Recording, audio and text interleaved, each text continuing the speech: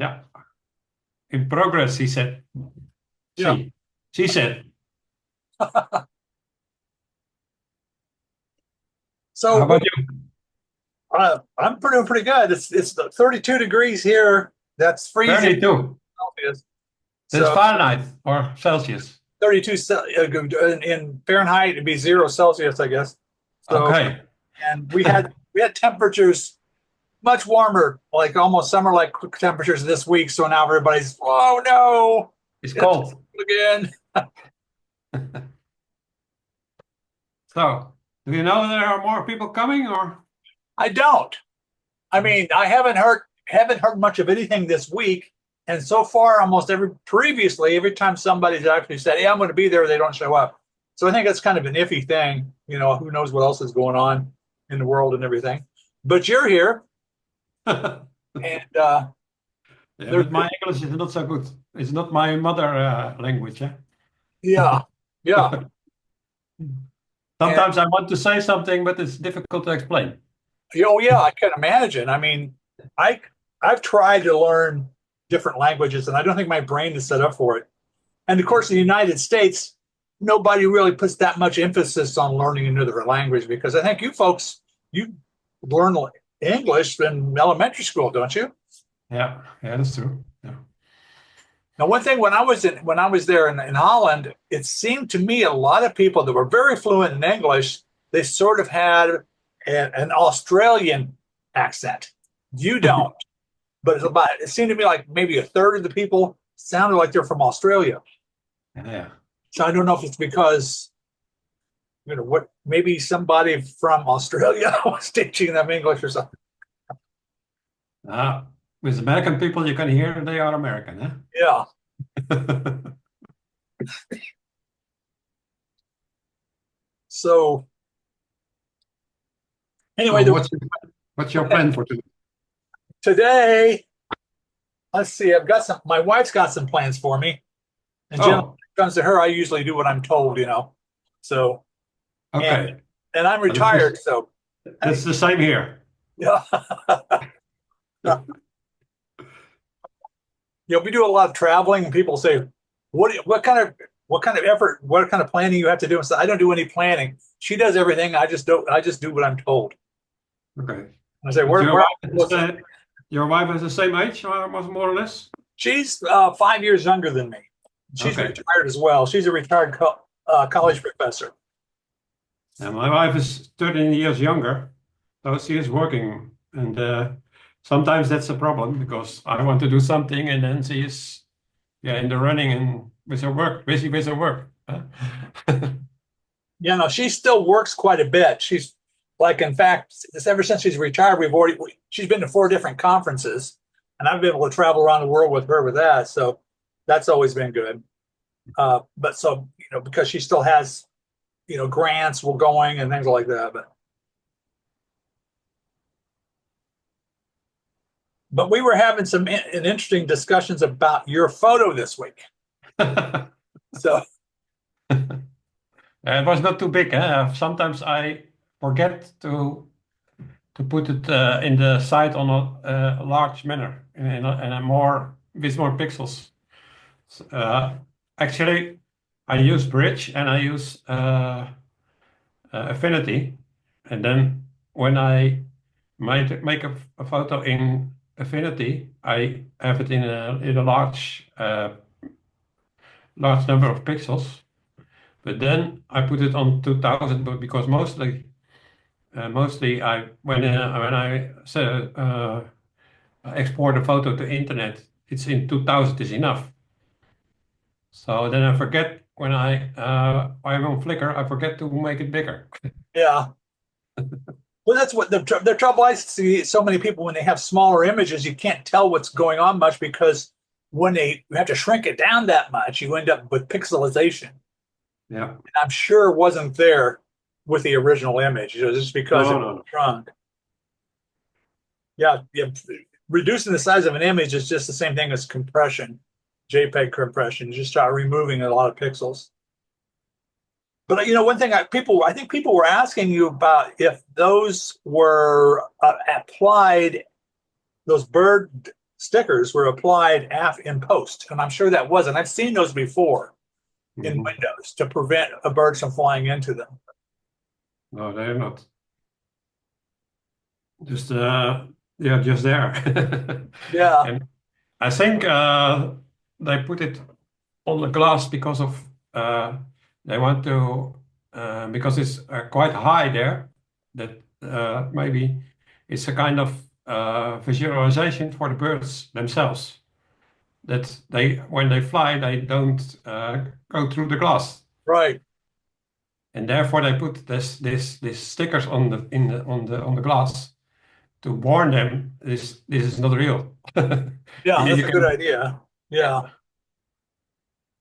But yeah, when you get one thing one thing I'm kind of fascinated by, and what you've done here too with that photo is that translucent area that can have this diffraction coming in combined with something that's in front of it.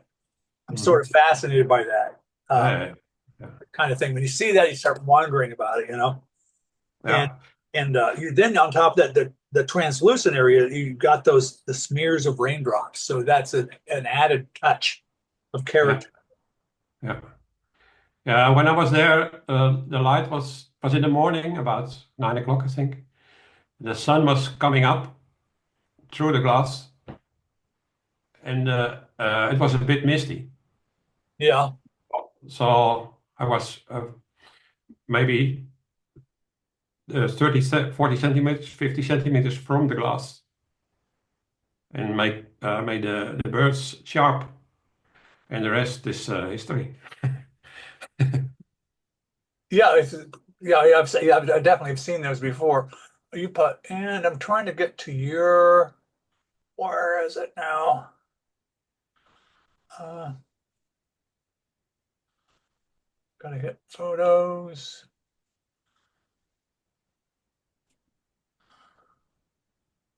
Looks like we got a lot of photos this week coming in. All right. Now, since you're the only one here, at least so far, I had an idea to, and I'm going to share my screen here to look at some of your photos. Is that all right with you? Yeah, it's okay. Let's go share. I don't know if it's possible, but maybe I can share my screen as well, as if you want. Sure.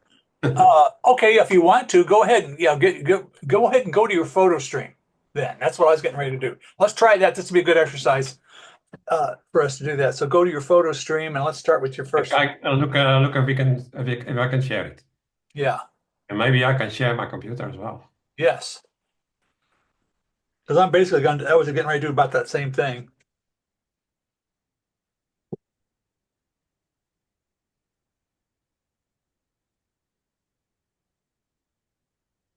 Didn't you used to have a lot more photos in your photo stream? No, I have about 60, 65. Not too much.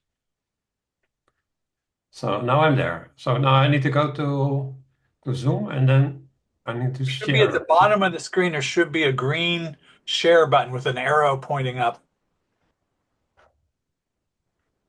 Should be like Yeah, participants, chat, yeah. read, share. And I'm So going to allow. And now, do you have more than one monitor? now I've just one monitor. Okay, so that should make it simple. Now I need to go to there, and then you can see it maybe. No, I'm still seeing from your camera. So generally, when you click the share button, you'll have to select, like I've got three monitors, so but you have to just pick out, like mine says desktop one, for Okay, example. And then you click the share button at the bottom of the screen. okay.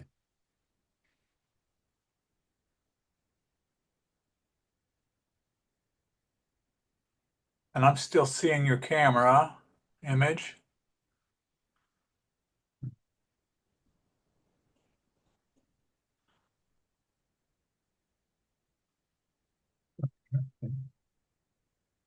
It's meeting.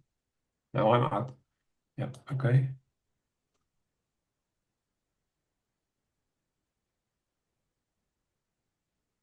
I don't know.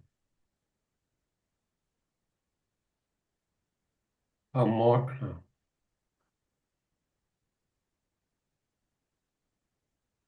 I'm now on the right top, but there's nothing. Okay. Well, I can try. Go ahead and share. We can probably figure that out. What you can do is, I didn't. if you I share your didn't screen, I look. can show you how to do it. I didn't look before how this works, so maybe for the next time I can do it. Yeah, I'm going to pull this over to this screen. Let's see. On. Yes. Okay, can you see your photo? Yeah. Okay. Now, okay, tell me about this photo before I say something about it. I just made it this afternoon. Oh, yeah, It's, I saw that was a new one. Yeah. yeah. This is I had a four pails in the front, which I took out, and one lantern all over the house. You can see where it was. Yeah. I mean, see the lantern that's missing on the right side of the front door. Yeah, but in between the two windows. Yeah. Let me see if I can get bigger here.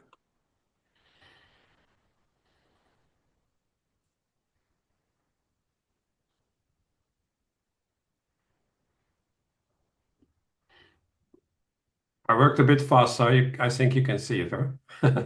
Here. Yeah. No. So when you went out, so you were outside taking photos, like, and this is the only one you posted. Did you shoot a lot more? No, three maybe. Yeah.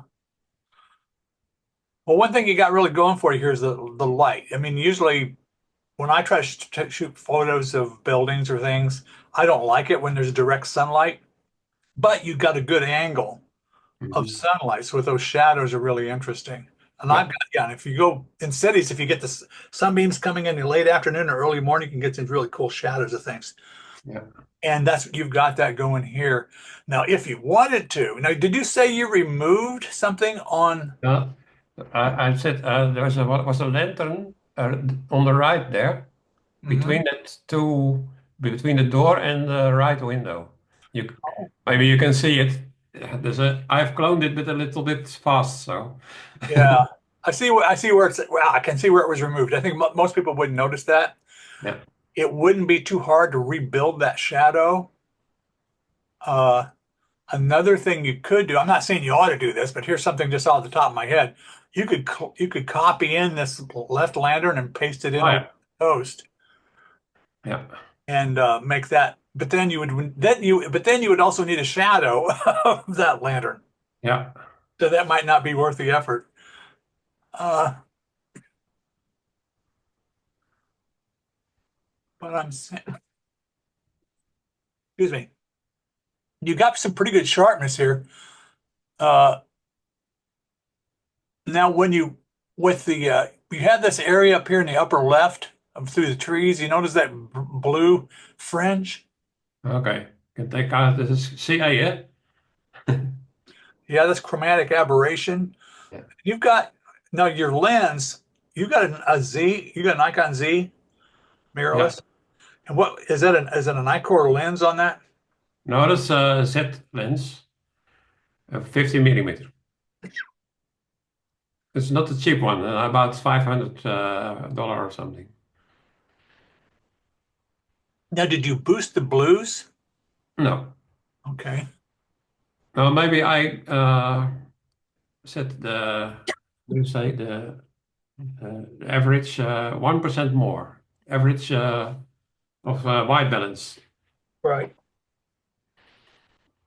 Well, the what can happen? Even I think even the great lenses, often have some chromatic aberration around the edges.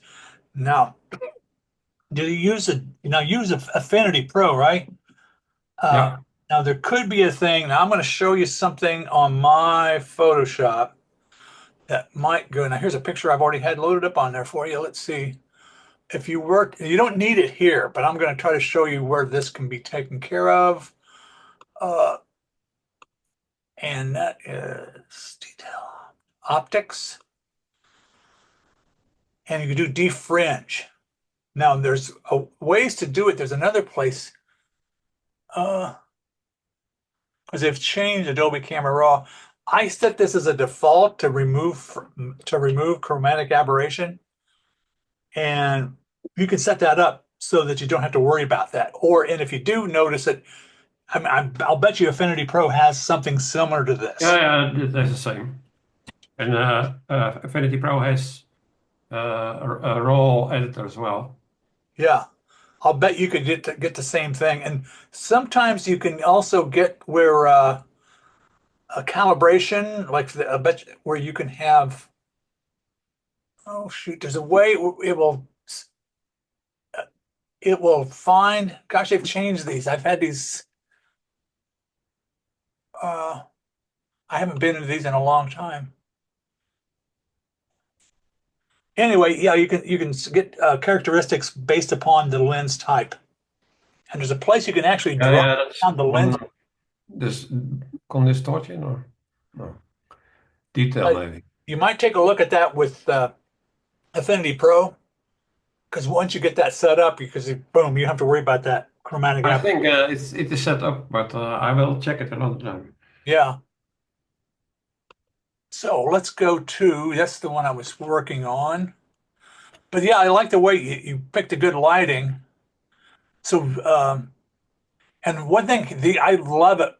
I mean, I don't know why. I really like it when you have reflections in windows like this, and the Mhm. reflections are distorted Mhm.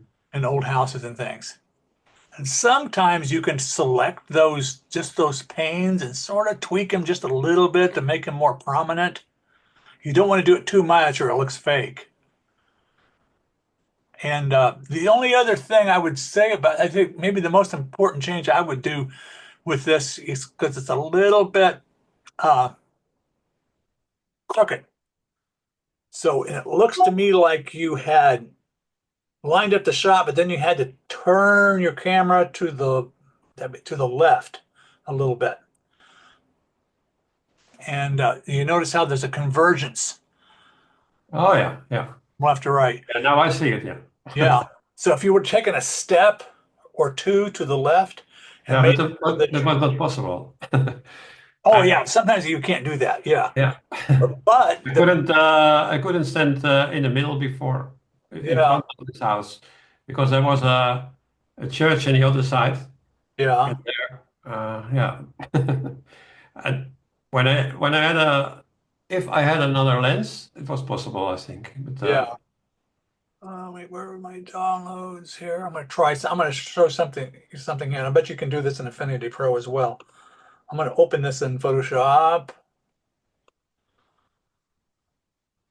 because you never can get. A lot of times you can't get that at all. When I was at the Eiffel Tower in October, it seems like they had all these barricades and stuff up, so you couldn't get everything close enough to get everything centered right. I don't know why in the heck they did that.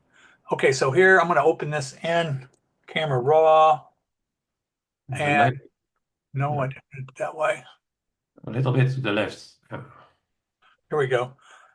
Now I have this tool up here for geometry, and there's an A. You can click it and that'll do some correction. So I'm just going to click that and see what happens.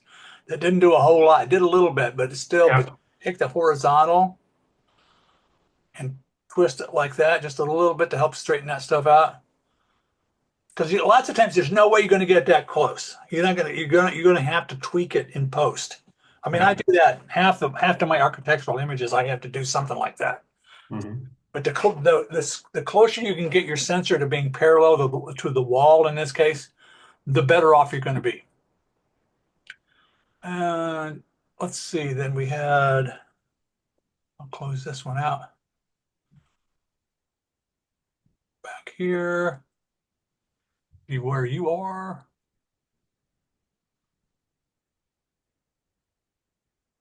Whoop, went too far. Now this one,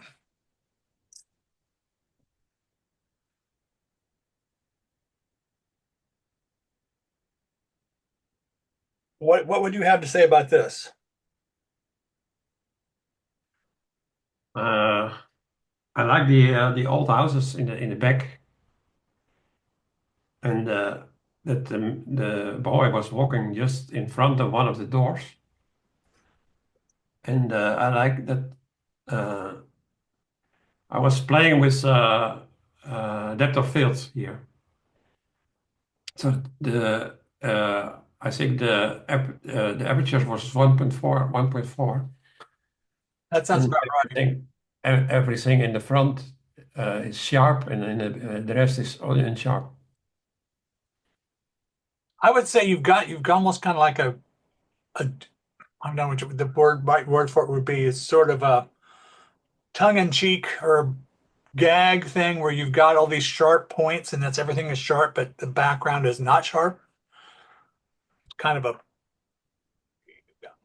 I don't know, just sort of an irony, an ironic element. Uh, Mhm. your tones, your black and white tones are excellent. Um, now, I think if I were trying to shoot this, I would like try to shoot two images. One, one thing you can do if you were set this up and hold it still, either use a tripod or hold your camera in one place, and then focus on those front pieces, and then focus on the people walking by. You can merge those in Photoshop. But I'm sure your whole point here was trying to get the out of focus area Yeah, in that's the true. background. Yeah, I was shooting on this point, and I've maybe 5 or 10 photos on this, and then one was just walking by.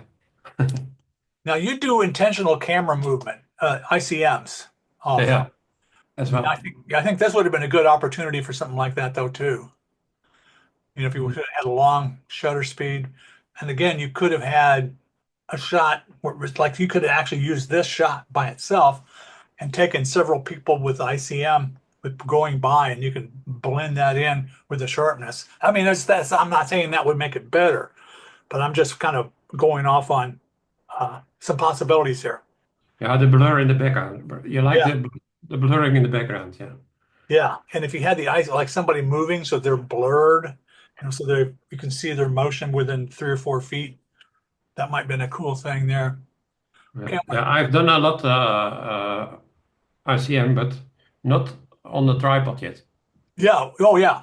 Oh, yeah. With ICM, you usually don't need a tripod. I think a tripod is good if other stuff is moving, like cars going by or something like that. I'm going to move on to the next one.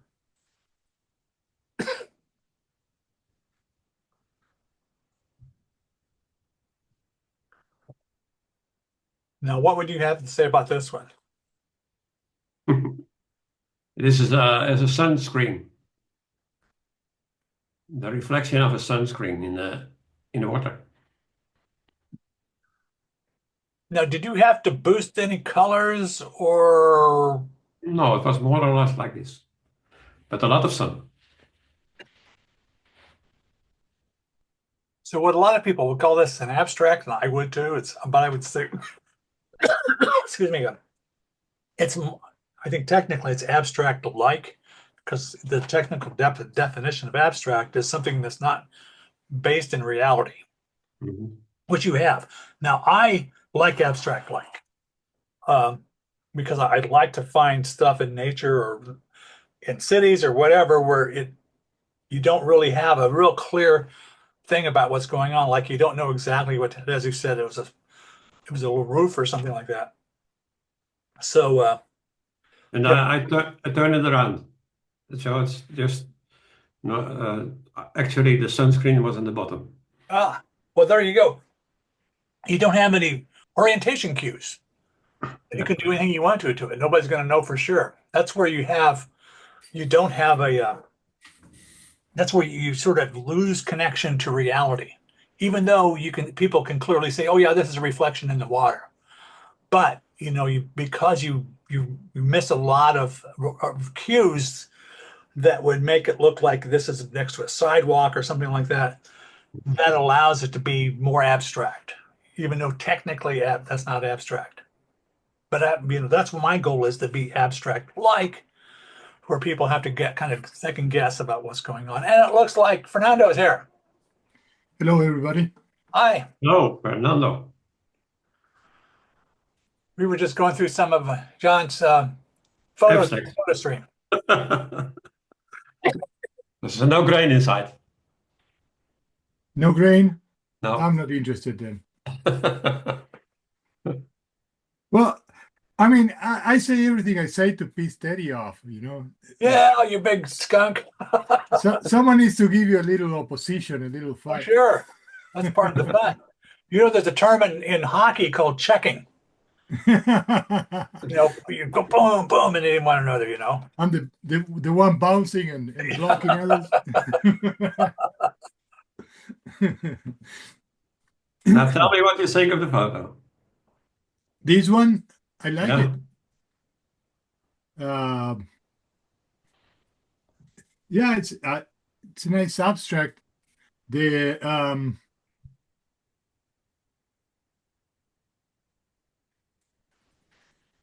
this is all about the colors and the interplay of the colors and the lack of in the movement, the ripples in the water, the lack of definition, of clear definition, that brings very nice movement. The only thing I don't really like, because I don't know what it is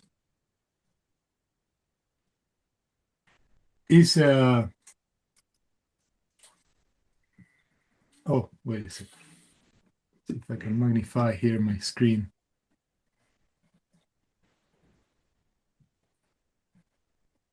There we go.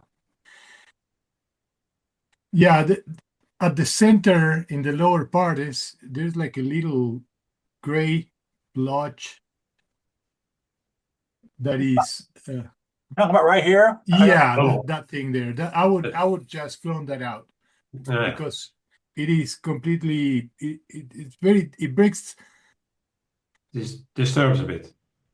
it's so different and unattractive. Yeah, it is more or less the same It there on the disrupts right. everything else. Yeah, There on the right you have a bit gray as well. It is more or less the same, I think. I like everything. Maybe you can explore cropping out just a little bit on the right side, just a Yeah, little yeah. bit. I would still leave that black bar that I can see on the right, Yeah. and I will leave a little bit after that, Mhm. but not necessarily. This just so it's a little heavy on the left Mm. with so much red towards the left and empty space on the right, but it's not. Maybe that is a good thing that it's not properly balanced. It is relaxing, entertaining. I would make sure that those colors pop. Yeah. The only thing I would remove is that little blotch there in Yeah. the I think that's a good point, Fernando. Yeah. I was thinking of that as well. Yeah. And I I think didn't do it. before you joined us, we were talking about the fact that he had flipped this upside down. Cool. So, given the fact that there aren't any orientation cues, why Right. not? Why not Right. get that flexibility and play around with it? You could have gone vertical, whatever you want. You could have twisted it. And Well, you know why I did it flipped it upside down? Because the white is in the sky. It looks like a sky now, more or less. right. Right. But when you turn it around, as it was normally, then you first see the white, and then you get blocked because you don't see the rest anymore any longer. Correct. If Yeah. if you reverse it, the mood changes because you have all that darkness on the top, and that is kind of oppressive. But this way, you're playing with the blue hues, and that opens up, and that is kind of elevating. It gives you a place to go. It's and also that that grayish vertical reflection on the right, it's kind of pointing up. It's kind of pointing into the blue. It gives a direction to move upwards. Yeah, yeah. Leading And line. yeah, yeah, I like it. Now, Okay. it's something I like to do with images sometimes. I think this could be I think it'd be worth exploring. You take this shot, you've got this shot lined up, and then you take a look at it. I think if you had a long lens, there's a way you can zoom in, you could Yeah. mine other images out of it. Like Yeah, if yeah, you yeah. dropped in on just the gradual area, like right in here, or vertical, it went like this, I'm not going to add a note, but yeah, you can mine different photos out of the single photo. And I tell people to do that a lot of times with waterfalls. If you're taking a picture of a wide shot of a waterfall, if you get a long lens, you can find little tiny waterfalls all over the place. You can come a lot of unique images. Right. Is it the repetition of pattern? Yeah. Okay. Now we're going down through John's photos here, so we're sort of picking on him. Okay. Only ones here. So here's the next one.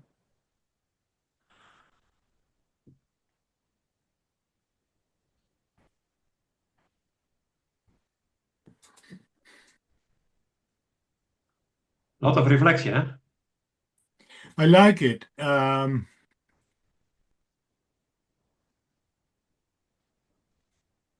trying to find a narrative on this that grabs me other than the place. And that leaves me a bit short because these two women are not really a part of the context of what I see in the reflections and the place. They're not. uh, They could be there, or I could remove them. And I feel that if I was able to remove them, then the image would be more interesting because then I would go for interior design or architecture or something about the building itself. But the human presence brings the need for a story or a narrative in my head. And like, okay, yeah, two women talking in a beautiful place, but I can't go beyond that and I lose interest very quickly. No, I that does like play that a role or tree. something. Yeah. I like that tree that I see through the door, Yeah. and that brings a lot of symmetry. And Yeah. then Actually, I don't like people from the back as well. yeah, But then the symmetry is broken inside because there's a plain wall on the right and there is some sort of glass framing on the left. Uh, but that is okay. Yeah. yeah, I liked it because of I was actually I took the photo on the ground level. Oh, okay. Cool. I Yeah. was You're down below. I can see that. yeah. That always helps to get a more unusual point of view. Now you've got this lined up pretty well geometrically. You notice the tiles in the bottom are all it's like Yeah, perfectly, I did some work yeah, in this one. and it intersects nicely with the vertical lines of the door. I Yeah. think the I've got some. reflection is fun. I think it would be cool if there was a more symmetrical type of reflection arrangement. One thing I do like about this, though, it does have a mood to it that adds some What I, depth. sorry. Yeah, go ahead. Oh, I was just saying the mood sort of has a depth to it. Um, I don't know if you guys are familiar with the concepts of punctum and studium, Yeah. Roland Barthes. Where studium could be many things. The last time studium is political, like if you got news, photojournalism. But in this case, I would say it would be like the environment or the feeling of the environment. It would be the studium. And the punctum would be the people standing there, but then you have bright elements that are being drawing the eye. So it's a little, kind of a try to find a balance there is harder to do. But I like the studium, the way the mood is it brings like a real breath of reality to it. Like I'm almost sitting there. Like maybe I'm sitting on a chair waiting for my wife to come down from her room or something like that while the people are coming in. Yeah, Actually, it is a museum, and the people are buying a ticket there. so okay, so here is some, after looking at it for a while, here is some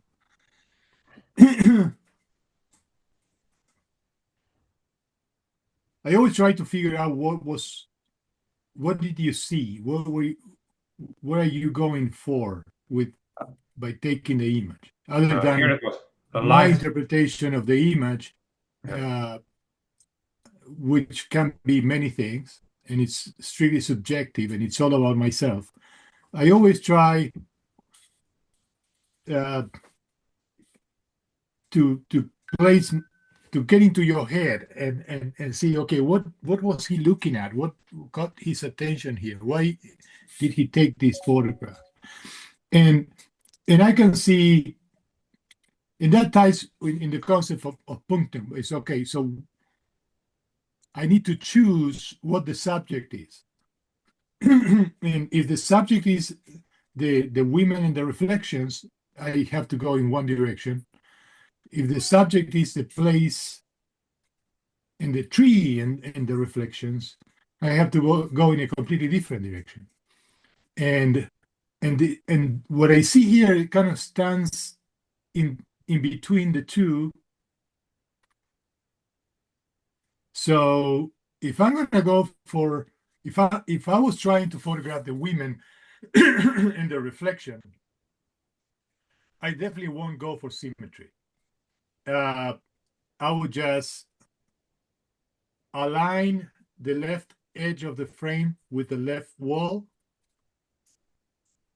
and I would kind of shift the camera to the left to get more on the left side, my corridor Yes. kind of like that, expanding to the left. Yeah, but making sure that the lines on the floor are also straight. So I wouldn't necessarily put the camera at the center of the corridor. I would put the camera against the left wall or closer. I would explore that, see how that looks. And then it will be more about the women and the reflection on the glass, all about the interior. And I will still see the tree, but the tree would be kind of more like uh, an add-on, like not important, not as important. Now, if I wanted to compose what you did here, that you're going for symmetry and you're going for the corridor looking into the tree and the symmetrical, almost perfectly symmetrical tree outside, uh, I need to eliminate everything else. So the women have to go, uh, and the image would could be a square crop or even a narrower crop. That and I would go for black and white, and I would literally darken those two walls. I would make like a long exposure, just the light, just the corridor tunneling out into the tree, and that symmetrical tree seen through the door. I would probably go for something like that. But that is a kind of a more artistic Yeah. take. Yeah. Another thing you can do, this is kind of over the top, but um, I'm going to try this.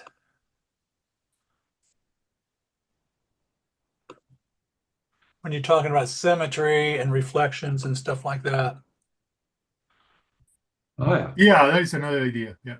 I Yeah, mean, that's kind of phony, but it can be No, fun. no, no, no, but that works. Yeah. That works. it works. Yeah. Yeah, I didn't see that.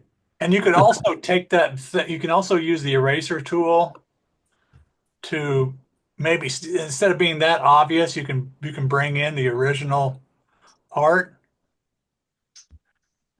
Right. Yeah. Make it as a layer, and then you Yeah. So it doesn't look recover. exactly symmetrical. So you break the mirror. Yeah. Yeah. So you can do different things with that. But I mean, that's the extent of me being super manipulative with stuff was actually it's actually there in reality, I mean, it's not like you're adding anything to it. No.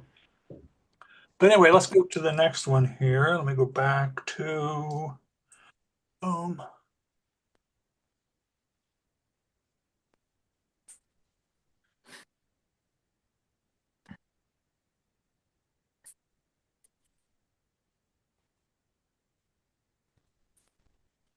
Yeah, I like the composition. It's a little bit lower. Uh, the shutter speed was not fast enough for this. And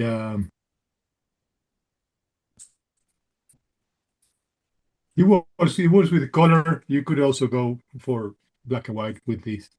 Yeah, I think this would be good candidate for black and white. Now, again, like I talked to before Fernando joined us, we looked at another photo about how to keep when there's significant geometric elements, try to make sure everything, like your sensor is parallel to the main wall you're focusing on.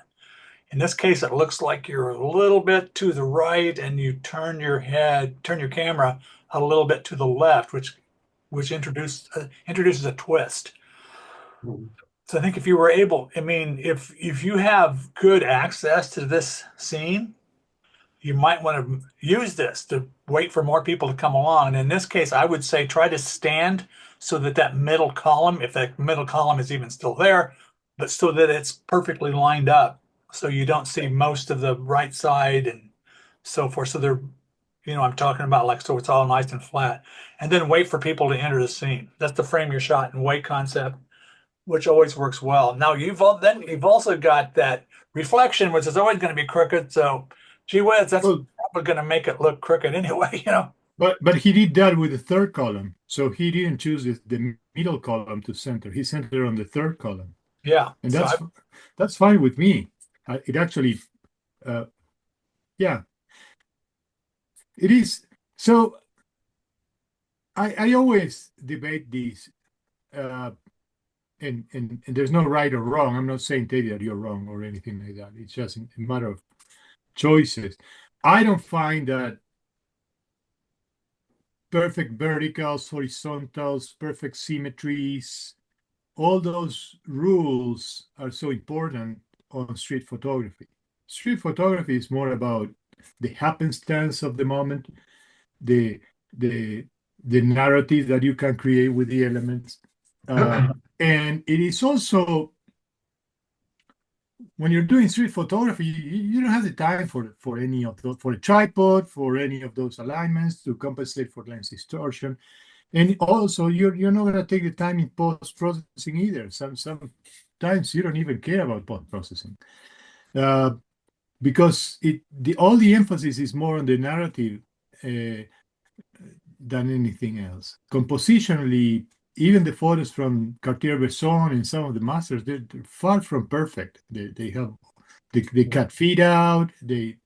They're not aligned. People these days, not these days, since digital photography, people are obsessed with perfect horizontals and perfect verticals in every possible circumstance and whatnot. I challenge you, just next time you go out walking, pay attention to what you're seeing. Instead of paying attention to, how do I say this in English? So put your attention in the composition of what you're seeing. It's like when you're sitting on a chair looking at your bookshelf, and for example, your eyes are not aligned. Nothing is aligned.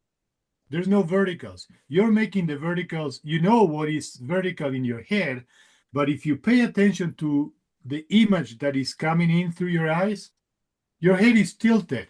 Nothing is straight. There's no horizontals, there's no verticals. There's straight lines, and the same happens with perspectives, the thing. So all this obsession that everything we see in a photograph has to be perfectly symmetrical, I find it completely unnecessary. Even with sharpness, the everything needs to be sharp. No, no.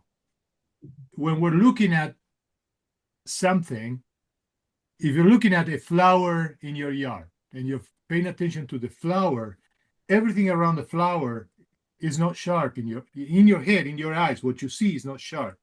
Your eyes cannot get everything sharp. Only the focus of your attention is sharp. Everything else is not sharp. What happens is that with the eyes, we have this ability to move very fast in the scene and refocus everything. So we recompose sharpness and we get this idea that everything is sharp.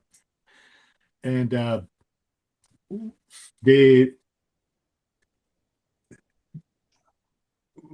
it's very common on video tutorials and presentations, and when they do these digital backgrounds of an office environment or something, and you have the speaker, the presenter talking to the camera, and you have everything around the table, the chair, the bookshelf in the back, everything else, and it's all sharp, and that is not real.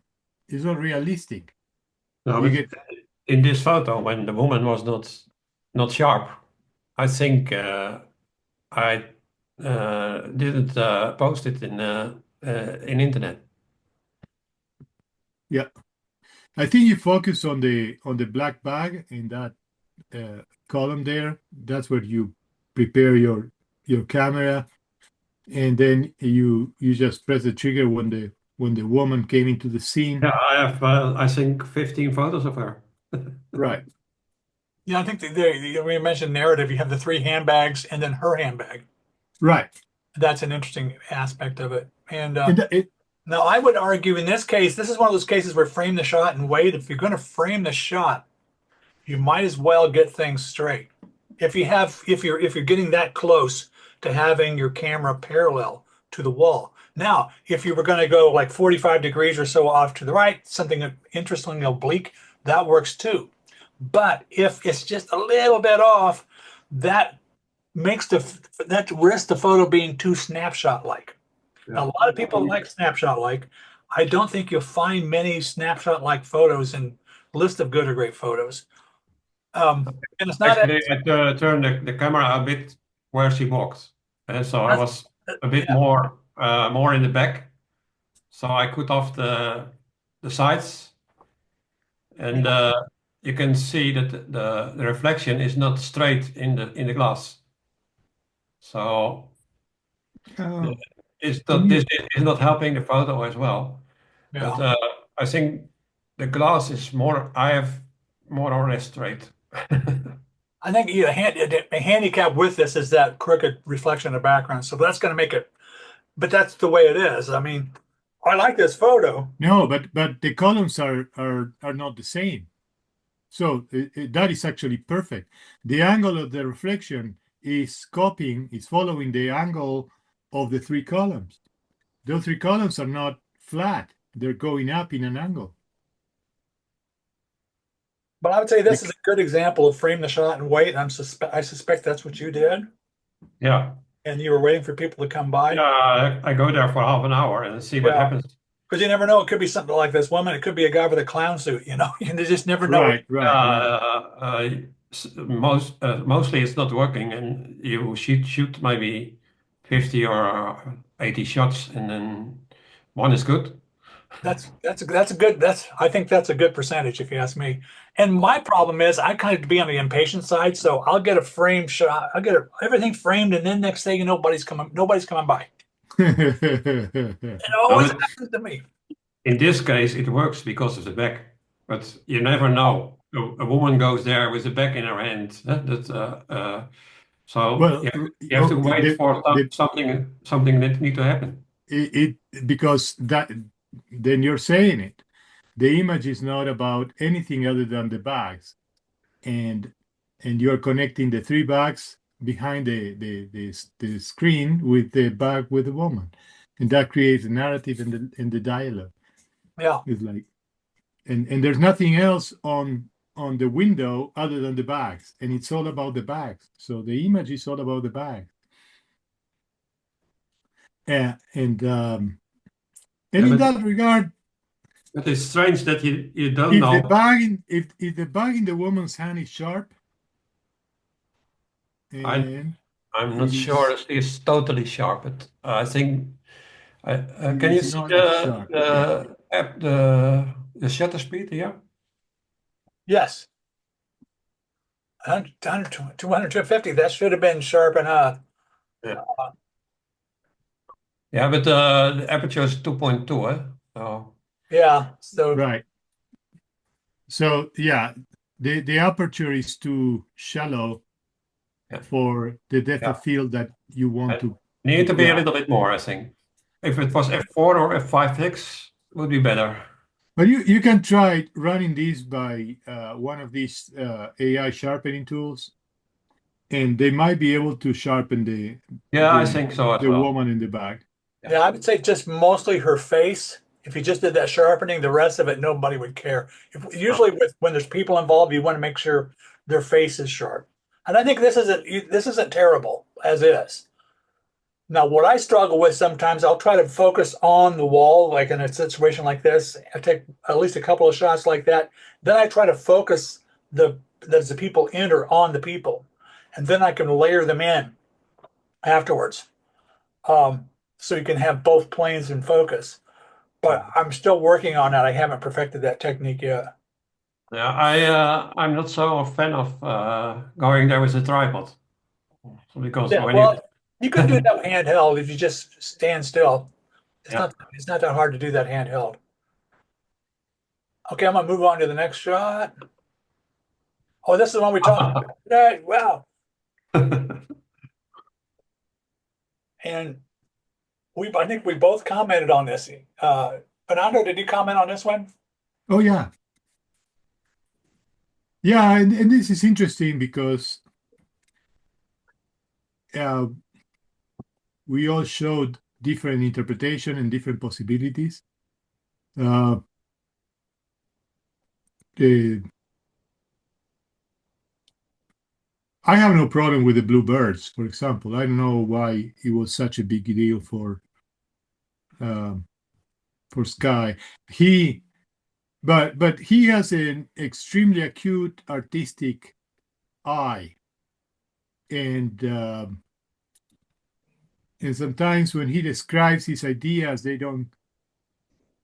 not so clear to when you read them, but when he shows a result, uh, you understand, and it would never occur to me to have those rainbow colors on the birds, for example, and that is an artistic way of seeing.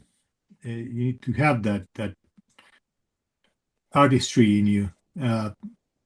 The I don't like the plain sticker against the texture window that could also be metal, polished metal. Uh, I don't know if I'm looking at the window after the rain, or maybe I'm looking at the one of these metallic uh, refrigerators. Could be the door of a refrigerator. I don't know the proportions of these. If it is large, the size of a window, or if it is closing on something smaller, and it doesn't really matter to me. I like the reflections and the goldens and the blues that come through it. Uh, I'm not. What I did to it is it's just to show an idea, a direction to explore. It's not a final result. I particularly think that my version of it is still very flat, and it lost.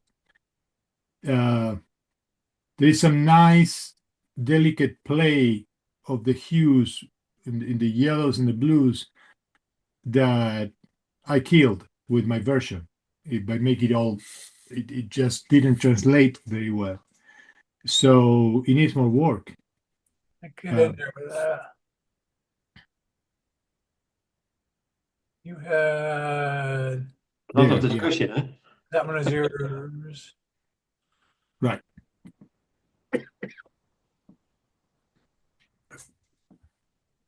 But adding the strong grain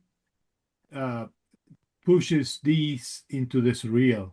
I can easily disconnect this with the reality of what you photograph, and it goes more into illustration, and it's kind of like what I would see when I'm dreaming, when I am trying to imagine something with my eyes closed. It takes me in a it gains power that way. I find it much more interesting that way. I would keep I would start here, but I would keep exploring with the colors to see if I can recover some of those original colors. Another idea is to blend in layers. You create this monochrome version. This is a duotone actually. You create this version, and then you blend it on top of your version, Hard to know. Yeah. and Get some and colors back. that Yeah. right, and all these blacks and whites dramatically alter the luminosity. You use a luminosity blend, Mhm. and it affect the color version a lot. And that is another way of working a color image through using this black and white as a mask to apply an effect. And this will also bring in some of this grain. And if you wanted it, if you don't want it, you don't have to do it. I mean, that's just me. I wanted to break with the plain, smooth surface of the plastic sticker. Yeah. That You don't like anchors this me plastic. in reality too much. Yeah. It's too real. Right. Yeah. This makes it more ethereal, Yeah. more.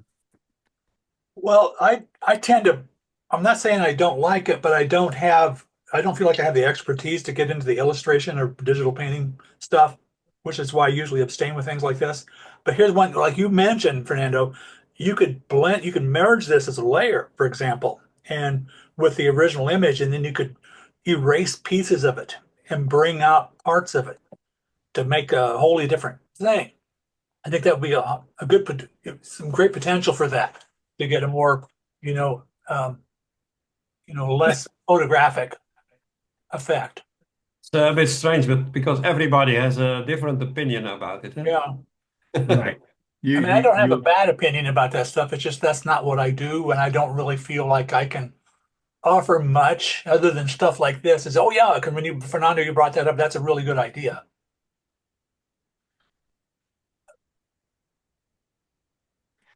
So the-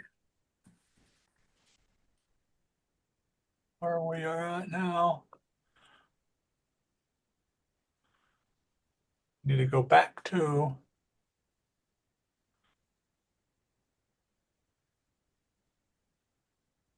here, and then this. oh, we looked at that recently also. That is nice. I would I find that the sky is too bright for my liking. The I would find Bit it more more blue. interesting with a darker, much darker, You like a want more navy blue. dark blue. You want it more dark in the back. Yeah. Just deep, just to recover the deep night. Now, But sometimes the deep night is a golden hour. not the deep night. Eh? It was just the blue hour. Yeah, you get away an hour. There's darkness, more darkness. Um, it gets to be a challenging one because you have different color temperatures all over the place. The thing is that the plain blue sky is not adding anything of interest, and it's just too big, too plain, and too blue. If there was clouds or in the sky or stars in the starry night or something else, uh, it would give me something. But Yeah. Actually, I made a version of darker blue and they didn't like it. But But you can easily darken all of that. You yeah, can yeah, yeah, yeah. select, yeah, you can select the Yeah, blue you hues even can get the amount smaller. Huh? So and yeah, fine tune it. Yeah, just play with it and see if there is a tone that works better for the image. Even if you lose some details, you recover all the details on the rooftops and the faraway buildings, and that is great if you're looking for detail. But uh, when you're going for feeling and emotion, sometimes it's okay to let go of those details and just find the light. Play more with the light. Is that the overall light is too flat and too so make it more interesting that way. And since you've got it on a tripod, obviously, yes, you yeah. can take, It was 30 seconds. So yeah.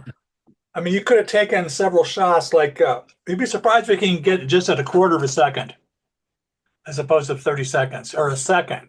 You could take several of those with yeah, different. I've done. I came back with maybe 100 photos. So Yeah, and then if you have perfect registration, if you're on a tripod, and you don't bump it. yeah, You can layer good. those in and kind of feather in the stuff that you want to. I do that with waterfalls sometimes, and you get that slow molasses looking water, but I try to bring in the sharper pieces to add character to it. I think that would be a possibility here. Actually, I was on top of a parking garage. Yeah. Well, again, New York, we're getting it's like instead of getting low, you're getting high. So from an an unusual vantage point is always good. Okay, I'm going to move on to the next one. Now, this is great. This is cinematographic. This is like a frame from a movie. When do we got 25th of a second? Was this handheld? Handheld, yes. Yeah, One off? the only thing in this one I don't like is in the left building. I need to crop this out or make a tree or something. Yeah, or you can just darken it. Yeah. You can dodge it. One thing I've found when you're shooting handheld at less than a 60th of a second is if you just hold down, get your camera as steady as possible, and then do rapid fire. Because that first shot, when you first press the shutter, it's going to jiggle the camera a little bit.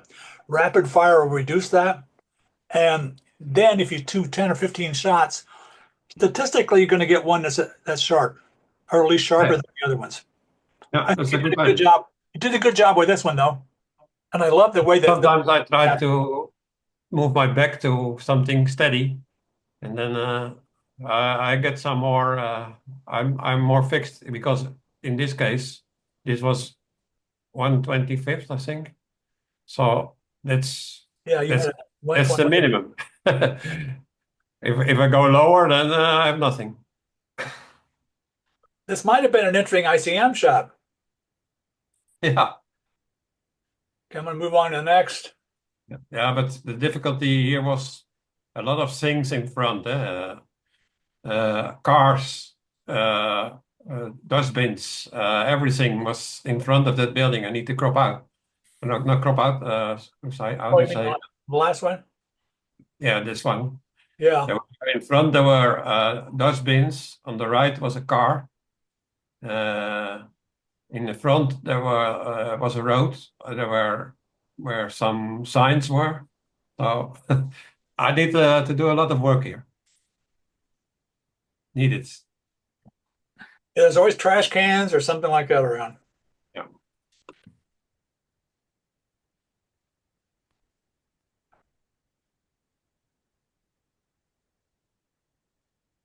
It just occurred to me that when it says in a hurry, if you got a picture of some where the person is out of focus or blurry, you could say in a blurry.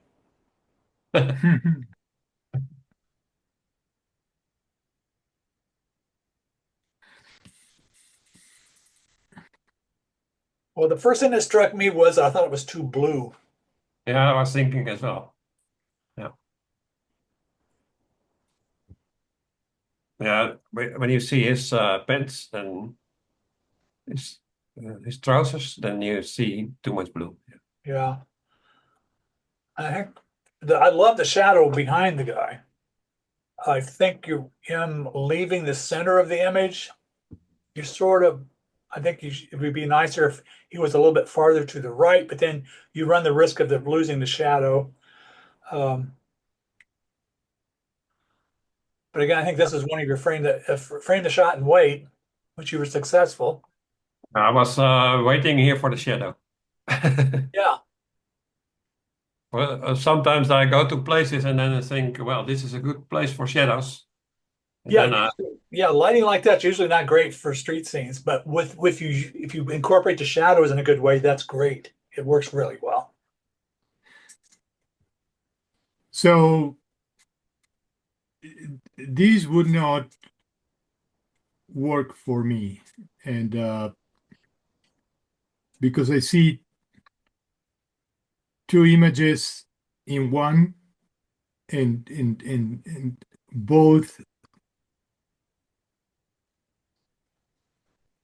So the because this is already done, I think you would need to crop out that window on the right. So everything from the right after more, a little more. No, not down. Oh, okay. No, just respect all of that and just get tighter to the shadow to remove that yeah, kind of like something like that. I would go for that. And then it's all about uh, Dr. Jekyll and Mr. Hyde. uh, that's what this is telling me, and that would be one option. But again, I don't think this is what you were going for. I think you were going for the bags, and there is a perfect match between the bags that I see in the window and the bags that the man is carrying.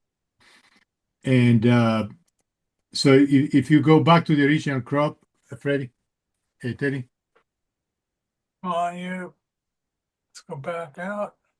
that's not possible about the show. Oh, yes. Right. See, so I like the bags and the dialogue with the bags, and the mannequin is facing the opposite direction. So then I would center on that, and I would have shifted the camera more to the right to include a little more of the window because it feels very tight that way. So in other words, for the image to be about the mannequin and the man, the balance is broken. It's just too tight on the right side, and there's too much door on the left side. I will leave only one wing of the door, not the two. Now, if you But do that, Right. in that case, I And have that to move the feels, photo a little more quick. that works. That is much better balanced. this Right works there. better with the use of space too, because it also looks like Correct. he's stealing the bags or Right. something. He's pulling them away from the right area. That works very well. And then you can do a little perspective correction to align that, which I just said it is not really important, and now I'm suggesting to do it just because you can. That dark shadow at the bottom, I would just make it really Okay. horizontal. If you can stretch down that corner, yeah, bottom left corner, stretch it down, that will transform. Right, it's just enough. Yeah, that's it. That's all it needs. Maybe pull it up a little bit so we can get at the top. Yeah, Yeah, but yeah, but that's that is picking too much. But because it can be done, I would do it. see what happens. And that's your image right there. Yeah, and well, see, but I like the blue better. You fix the color balance, that's fine. But now you're making it more real life. And I'd rather go for Yeah, this is symbolic. more what you Yeah. want. So that is Yeah. your feeling Well- about what is good or not. Teddy said in the beginning, it's too blue. Well, No, what no, and I agree. blue It is is blue. this? It can be as well. Huh? Yeah, that also works. Yeah. All right. Let's do the next one.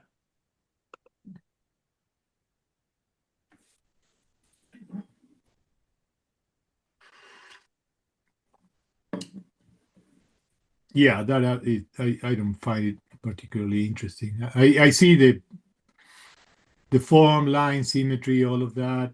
The hood, facing the hood is funny. The posture.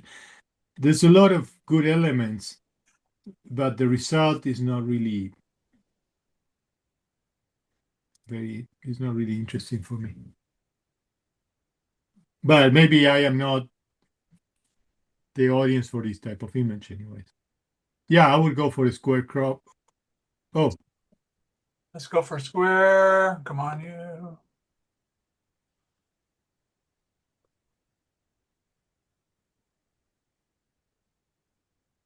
Let's see what happens if we pull up the shadows a little bit. It's hard to do that with JPEG when it gets downloaded, but let's open up a little bit. Yeah, I think it's interest the face over the hoodie blended, especially against the black wall. That makes it look more like a real creature instead of just a kid wearing a hoodie. So that's an interesting concept. The black against the red is good. It's not really monochrome. It's like duochrome or whatever. But then you've reduced elements of by not having other colors competing against it. mhm. Yeah, it's an okay image. Yeah. And we go back. This is the type of image that works better on a series as part of a series within a context of multiple images rather than by itself. Yeah. Okay, next.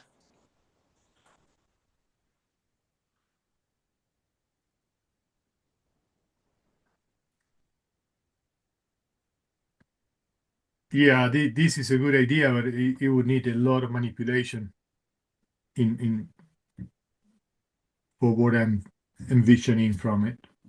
I would go in a completely.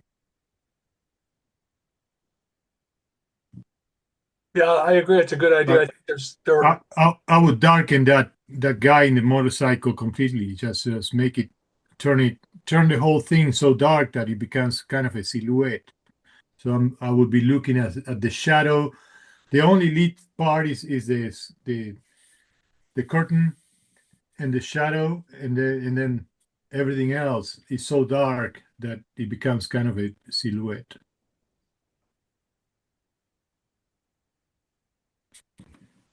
well, just an FYI, what they call edge flicker. You see this little yellow stripe up here? Yeah. That could be cropped out or toned. It's just when things that are contrasting objects that are close to the edge are best either cropped out or cloned out Yeah, because you can that get rid shape of that. just makes an incremental improvement of increase in value of the image because it's not going to draw the viewer's eye away from things. But you're talking about, let's just see what happens. We can just select, not that. Wrong. Not a hard selection. I would just use like a couple of gradients to darken the sidewalk Yeah. and the wall, including the motorcycle. Just Okay. send them very dark with gradients, or maybe kind of a circular gradient, like a half a moon or something like that. Yeah. To And also show that. that Marlboro package, I think it needs to be cloned out. So in street photography, there's one is the plain street scene, and when you're capturing a story. That is one approach. And the other one here, I think you're just, this is like raw material for an artistic piece that you still need to find and develop.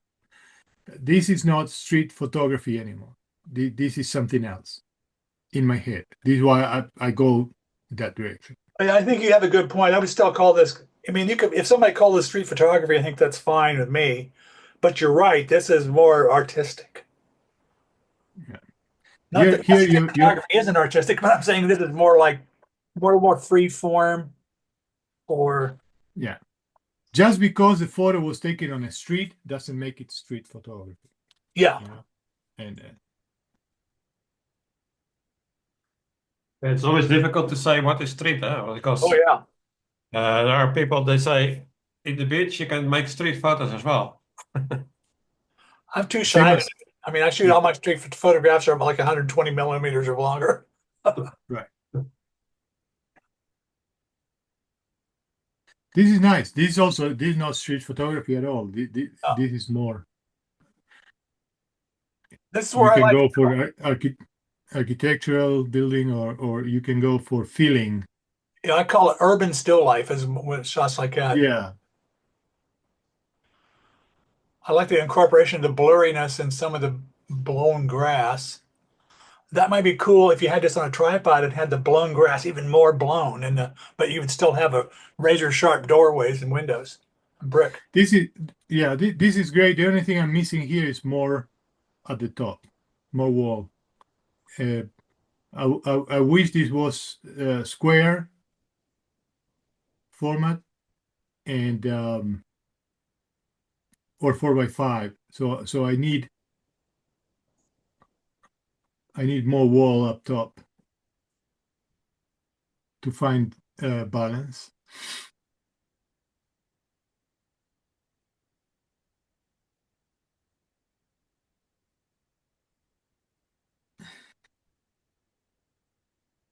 Or something like that. Yeah.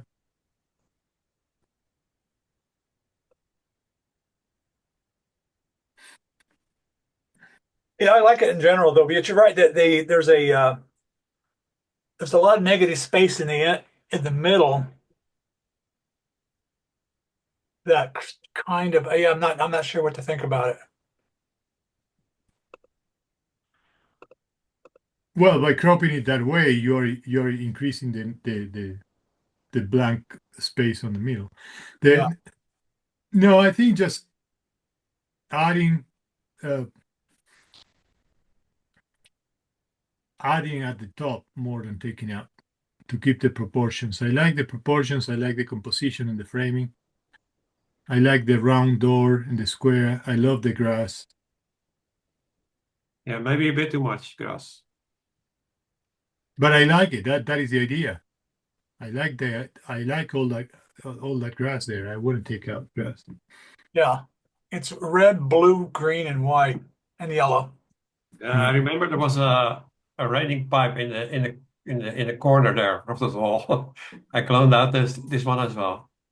All right, let's go next. Ah, I see him.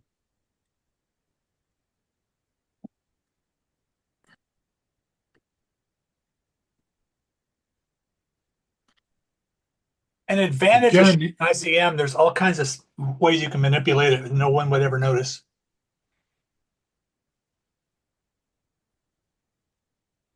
if we give you feedback to all your emails, you're going to run out of submissions.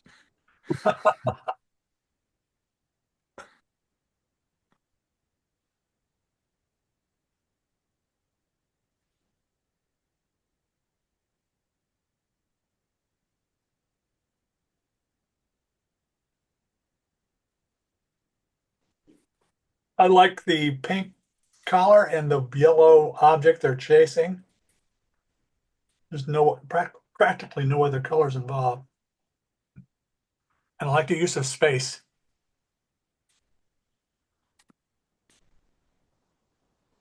Yeah, everything is there, but the result is kind of meh to me. It's all with everything blue or like that. I need to find a narrative into the surreal, and I don't really. Just to explain. Well, what do you think of ICM in general, Fernando? Huh? What do you think of intentional camera movement like this in general? It's just a tool. It's fine. It's a resource. It's a means to an end. Properly used is great. But so there's two ways. For example, my photo that everybody liked with Fern? the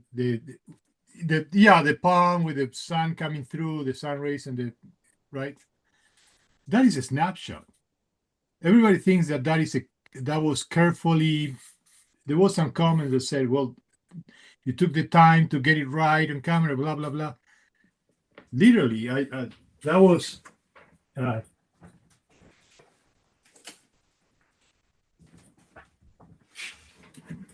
If you can see, I took it like that. I just aimed my camera like that, and I started snapping and looking until I got it right. It was, and I photograph like that a lot. I don't. I have my tripods and everything, but I rarely ever take the time to frame and compose, and I'm not that kind of guy. I'm just walking around and I engage on the impulse of what I see. Oh, cool. Yeah, let's engage with that. And sometimes I start looking through the viewfinder and moving around until it feels right. And my hand presses the trigger. I'm not telling my hand when to press the trigger. And sometimes I just think that something will look great from a different angle, and I just put the camera on that angle. I don't go myself to that angle, and then I'm surprised. So I play a lot with that, and I But play with you movement. put your camera on manual or how Manual, it work? yes, yeah, everything manual. So I go, and sometimes I get my settings right, and sometimes I don't. In some images that I have are pure chance.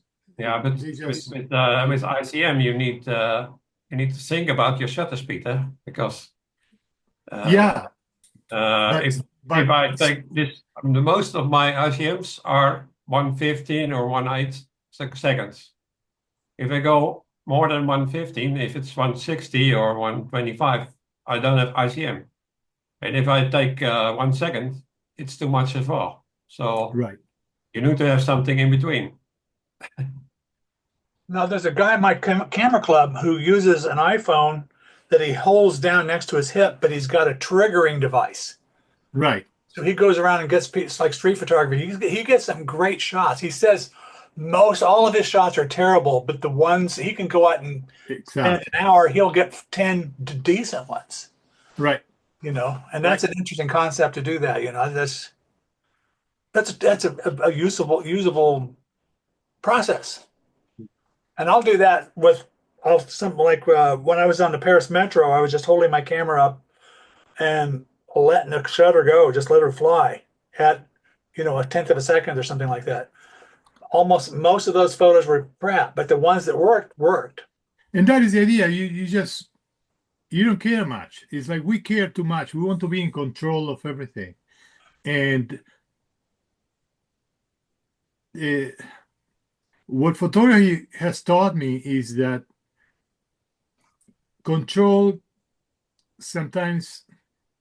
So there's two approaches to control. There is the mind control. We want to think about every little detail and get it all right and take the time and adjust everything, and then we lose the moment. Now it's not happening. That is one form of control. The other form of control is the opposite. It's just don't think about anything.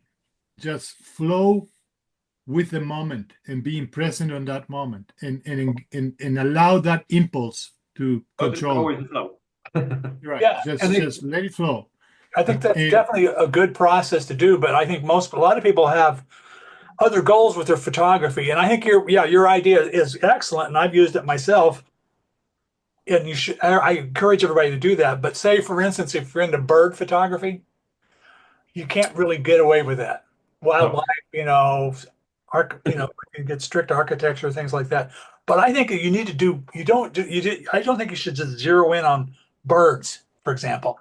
I mean, if the people have fun with that, if you really want to get into the meat of photography, you need to branch out into other things. photography is a very wide spectrum of Yeah, everything, right? Is not you cannot put everything photographic in the same bag under the same techniques and the same forms and concepts. right. Depends on what you're trying to do. I photograph birds. I use a high a sequence, high speed, right? And you got Shutter, Hawaii too. You got Hawaii too. So that's a very important tool when it comes. right? and and I start following the birds and ta ta ta ta ta ta ta ta ta ta, and Yep. hoping that one of those Oh yeah, will be right, But that is also the type of bird I'm trying to photograph. That they move so quick and they're always jumping around. And now other birds, they're just posing for you, and you don't have that problem. Uh, some people make the photo about the bird, and all they want to see is just the details on the bird. I don't. To me, it's okay that the bird is small because it's more about what the bird is doing and the environment and the context. that's the studium. Right. The bird is a punctum.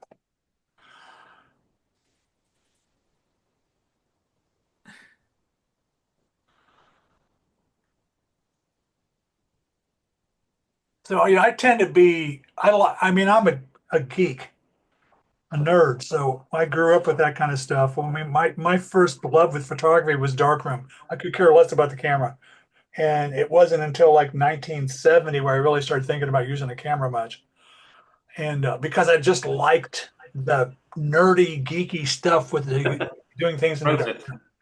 And now I also like to do things, like stereo photography. I do stereoscopy, and then stitch panoramas. Those are great. Focus tagging. Wow, that's fun. Almost any little gimmicky thing I can get my hands on, I try to do that. But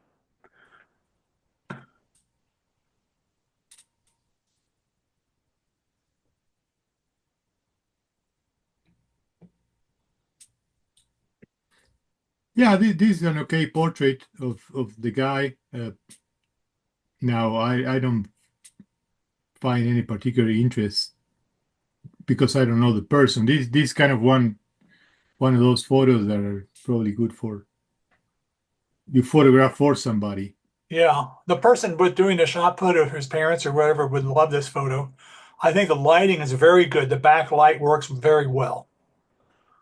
And if I were taking a photo like this, I would be disappointed if they had on a white shirt because that draws the eye. I mean, I used to do wedding photography and stuff like that and portraits. And if somebody showed up for a portrait shoot with a white shirt, I was always going, oh no.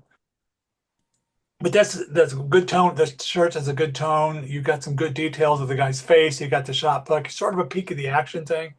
I think that the little signs in the left side need to be cloned out because they definitely draw the eye. Mhm. Yeah, I think it was a bit tight. There could be a bit more room on the right. Yeah, yeah, a little more breathing more wouldn't hurt. Yeah.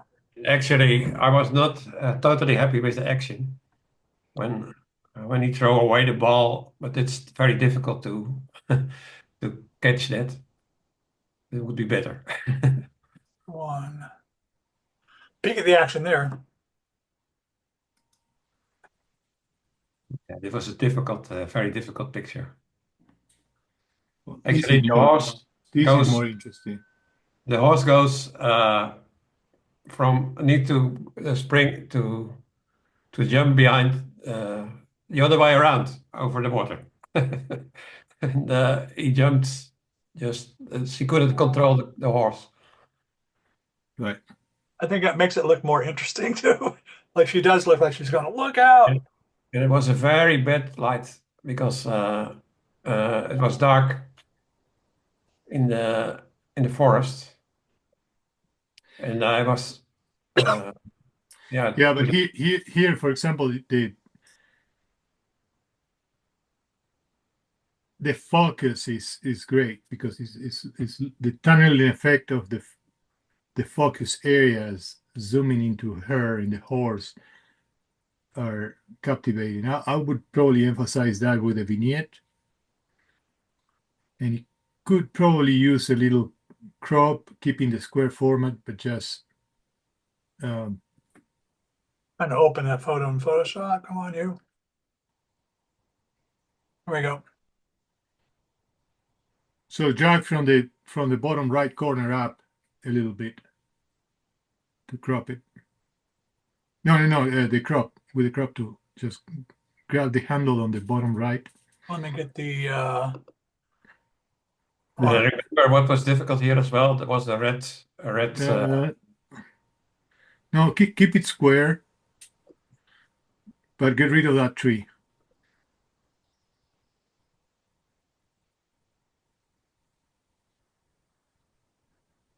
No, that is too much. She needs that tree behind of her. That one tree. Yeah, maybe. I would say too, I'm going to use the remove tool on this branch.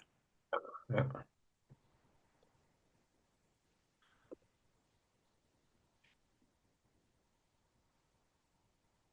too obvious.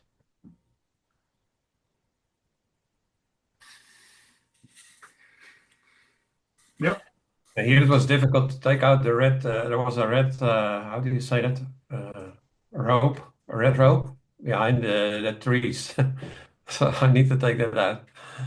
Needed to take that out. The thing behind the trees? Yeah, I was. Uh, how you call that in English? A red and white marking. Uh, it was behind in front of the trees. I think you're talking about like a blaze, like a trail marking. Yeah, yeah, trail marking. Yeah. So I took it out because, but it was very difficult to take it out. Yeah, I think it's worked out pretty well. Did the person that's on the horse, did they get to see this photo? No, no, no. It was maybe 300 people over there. So I don't know.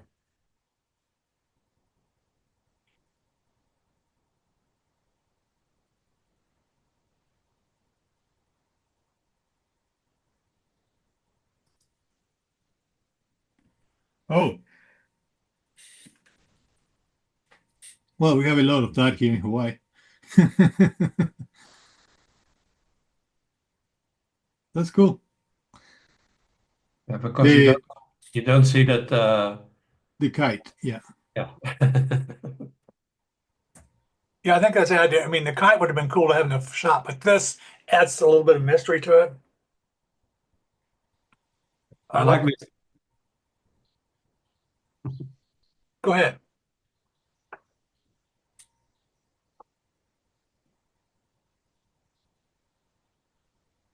No, I like it. I think, and this is fine as it is. Oh, yeah, I could keep the kite uh, for a more square composition, adding to the top, not cropping out. But Yeah, there's potentials for there's other. possibilities. I mean, yeah, those are options. But this is not this. It was your choice, and it's fine. Yeah, like your position of the horizon is nicely placed. The sky Winter. is pretty interesting, so that helps. If there's an overcast day, this would be a less interesting photo. Mhm.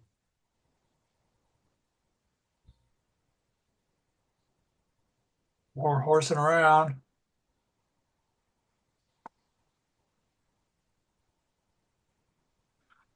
1600 of a second. Yeah, for sports like this, you need to have that. That's the minimum. And here I'm in a lower point of view as well. It was actually on a hill.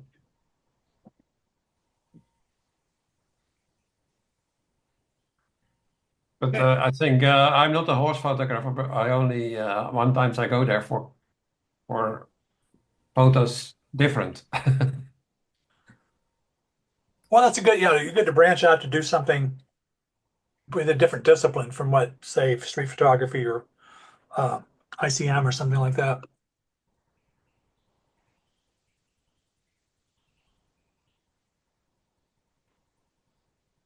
I remember when you had this and of Yeah, you did a lot of work on it.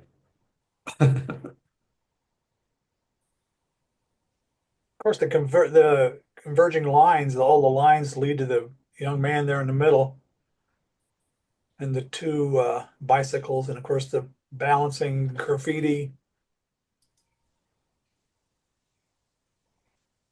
I mean, like the crop there, I don't think works quite as well because I think that it needs to be this deserves a centering, almost like a keyhole.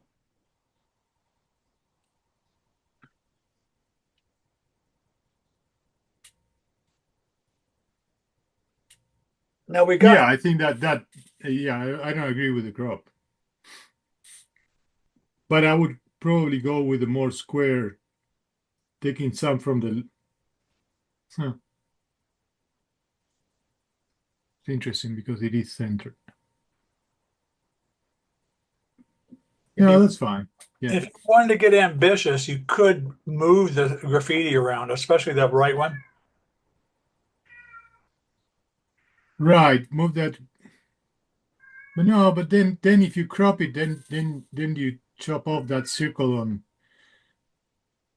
on the floor on the ceiling on the left, and Yeah. that would look. I like those because there's another circle patch on the right side that complements each other. That's fine. The wall to the left of the Zanks is a little empty, and that is causing the problem. Um, Yeah, it's a little asymmetrical with the graffiti all the way over to one side and one's banged into the opening. the Zanks is a little off. I would move that Zanks graffiti a little, shift it a little to the left if I could.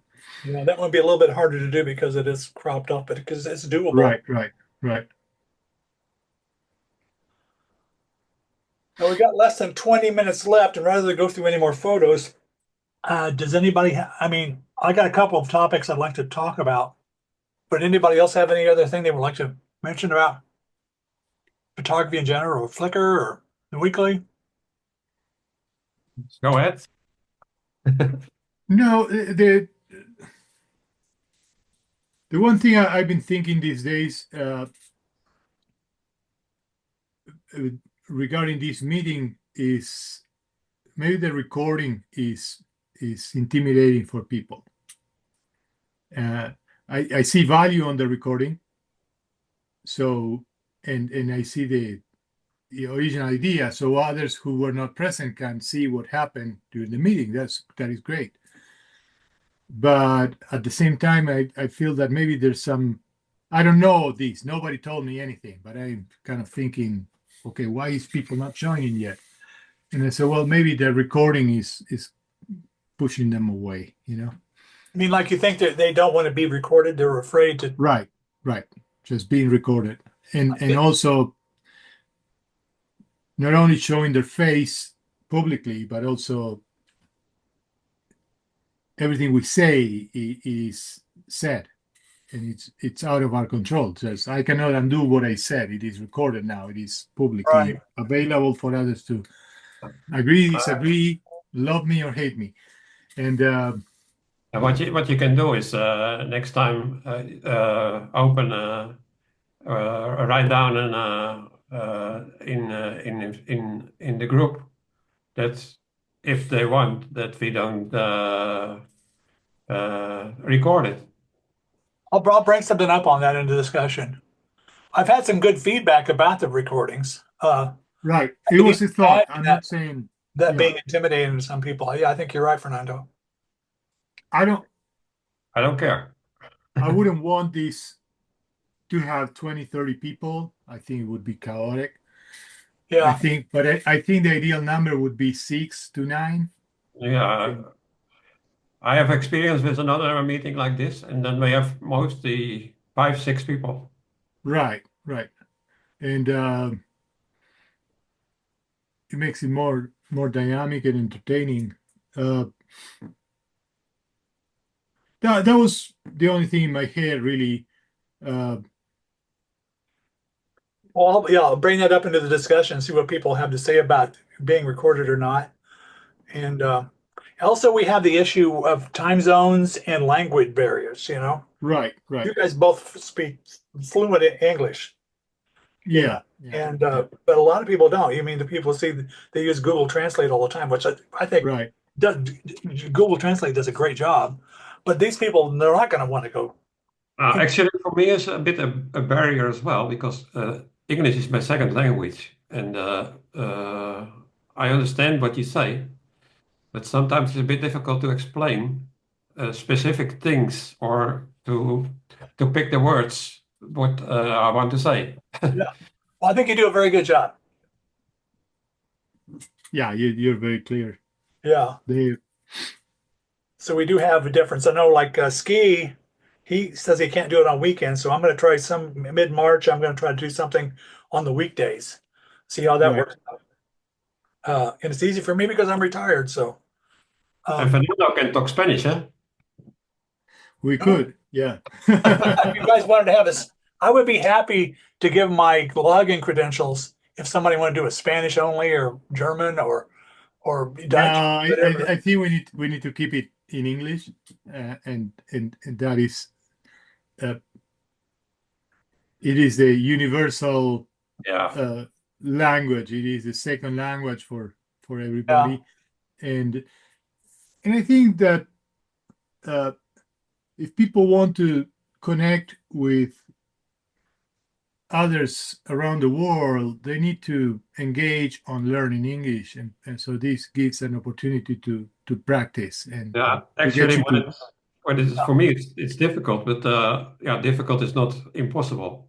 So right, right. No, uh, but the more you participate and the more you know, there's two ways to, or there's probably more than two, but essentially you have when you learn English. I as a kid, when I was going to take lessons of English, you could go to a private tutor, and then they follow the format of the textbook that is teaching you things, and you need to talk, and you need to write, and you need to do exercises. That would be the traditional method of learning a language. But what really allowed me to learn very quickly. practice. So I was working. So I was taking English lessons since I was a little kid in elementary school. My mother always saw the importance of speaking other languages. English was our choice with my sister, and so she sent us to learn. And and I joined Hewlett Packard. I started working in Argentina for Hewlett Packard, and all the tutorial, all the reading materials for the instruction, technical manuals. I was as an electronic technician. All the repair manuals, all the information about the company, about the products came in English. I had to learn technical terms to Yeah, understand the equipment I had to repair. And sometimes we had video training about an equipment, and it was given in English. I had to understand what the teacher was saying, everything in English. It was challenging. It was difficult. So one day there was a red phone, like the Batman red phone. There was a red phone with no dial, and next to a copy machine. And I was making photocopies, and the telephone rang, and we were all instructed to pick up that phone because that was the important call that we had to answer the call. and I pick up, and it was someone speaking in English on the other side, asking for the general manager of the company, of course. And I froze up. I totally froze up. And so I said, well, I need to do something about my English. I need to get unstuck here. It's not acceptable. After all these years of learning and in real life situation, I froze up. And so I found this school that was all conversational English. And it was basically, there was no textbooks. It was a round table of students and the teacher. And the teacher was more like, instead of teaching, he was facilitate the conversation. So we would talk about whatever. What did you do today? What did you read a book? What do you think about the book? Just talk about stuff. And you had to figure it out. You were not allowed to use Spanish at all. You could do mimic with your hands. You could do whatever. No Spanish. Figure out a way to make yourself understand using the little English you had, and you start growing from there. And the other students were helping us. We would help each other find the words, find the terms, and it was great. So something like this, for those that are not so fluent, could be a great tool to learn English and to easy up that flow of communication. Yeah, I Yeah, think and you're right. you learn about photography as well, huh? Not Yeah. Absolutely. only. Well, I've always heard of it as that immersion is the way to do it. Right. Get yourself immersed into a society or something. I'm trying to figure out how to stop sharing. Uh, anyway, yeah. But what did you do at HP, Fernando?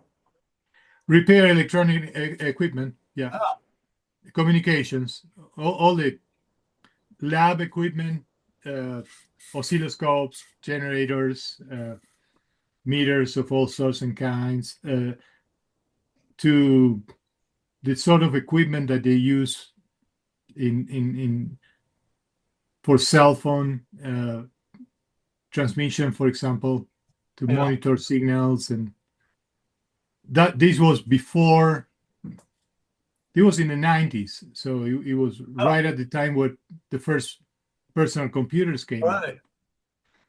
And I was a student at the university, and even when I was riding the wave of technology, working for one of the leading companies in technology, when I saw that first personal computer, the HP 150, in front of me, Yeah, it yeah. was expensive. It was crazy expensive for us in Argentina. It was $5,000. For us, it was like $50,000 or 50 euros. It was a tremendous amount of money. And I was like, and there was no software for it. You had to load up DOS and start programming stuff and writing your own. And I'm like, Put it on a who's cassette or gonna something. buy this thing? You know, Yeah. who's gonna buy this thing? I could not imagine. And look at what happened. Yeah. So the other two questions I was gonna just minor things. I don't hold it against anybody if they do these two things. But what are your thoughts on signatures, like watermarks? So, well, I've been very open about that. So, uh, that taps on weekly and what we do at weekly, right? So you're submitting an image for critique, and people are going to critique what they see. So I cannot approve an image for how good I imagine the image looks in my head. I will judge what you give me. So if you give me an image with your signature on it, the signature is part of the image and it gets in the way of the image. It's an element So of the image, yeah. 99% of the time, I will reject it just because of the signature. And I don't care how beautiful everything else is. Now, I am an admin of the group. I want the group to grow. sometimes, most of the time, the images with the signatures are new members, are newcomers.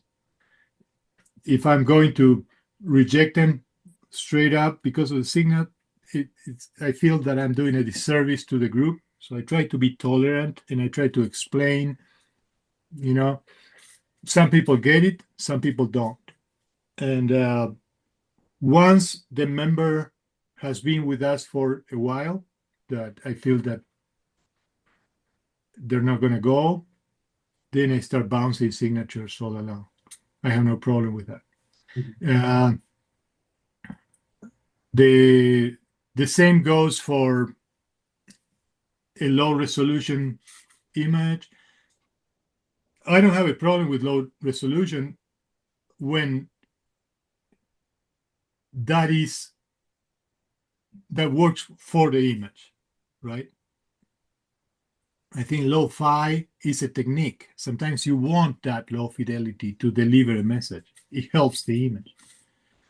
I don't expect pixel perfect images all the time.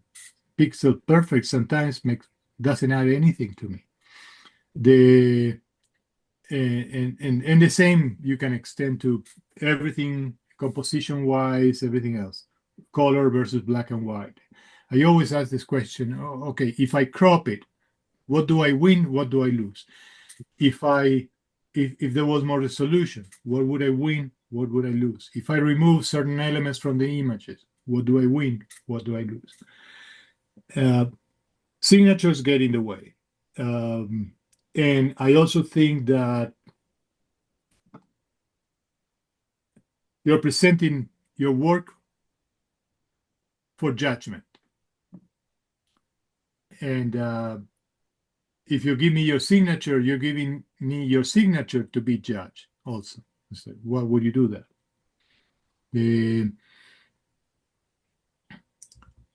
At the same time, in particular with the signatures, it makes absolutely no sense these days. They're so easy to remove. Oh, yeah. You can give me a low-fi, even low quality images. You can give me a very pixelated, low quality photo that I like with a signature or a watermark on top. It would take me, in the worst case, it could take me half an hour. First of all, I can download. I know how to download from Flickr any of your images, anywhere. I can get it. And it's not a screen capture. I can get it. I can get to the original. I can steal it. If I can do it, there's many others who can do even more. Yeah, I can download them all the time too. Yeah. Right. And Easy. so I don't have they never rejected the photo of mine in the Flickr in the weekly group. And sometimes the signature is so subtle and out of the way that it doesn't really affect the perception, the experience of the image, and then you forgive it. It's okay. But I think the group is quite tolerant. you'll be surprised. Like the same goes with frames. Some people put a black frame or a white frame around the photo. Oh yeah. Those are my next borders. Right, a border. Yeah. And a border could be a reason for immediate rejection. I don't have a problem with borders because at the end of the day, we're all playing. We're not, to me, all of these that we're sharing and looking at, it's a virtual representation of something that doesn't exist yet. So there's a huge, if you go to a photo gallery or a museum to look at printed photographs from artists, and you're looking at this tangible element, and you start appreciating other aspects of the art, the texture, the reflection, the brightness or matte. The first time I remember, I was doing digital photography, computer screens, Photoshop all along. I had a cheap printer at home. I would buy the affordable photo paper and printing my photos for fun. And the first time I got to hold art, thick, very thick mate art paper, and I saw a photograph on art paper, I was like, gosh, this is a completely different thing. This is so far away from everything I've done that there's no value in what I have until I get this is what I need to do if I want to have value. Of course, getting to the print it takes a lot of time, a lot of work, and it costs a lot of money. Yeah. And It's a different you thing. cannot, right? You cannot do that for every image. And if we don't have the possibility to share prints for judgment, right?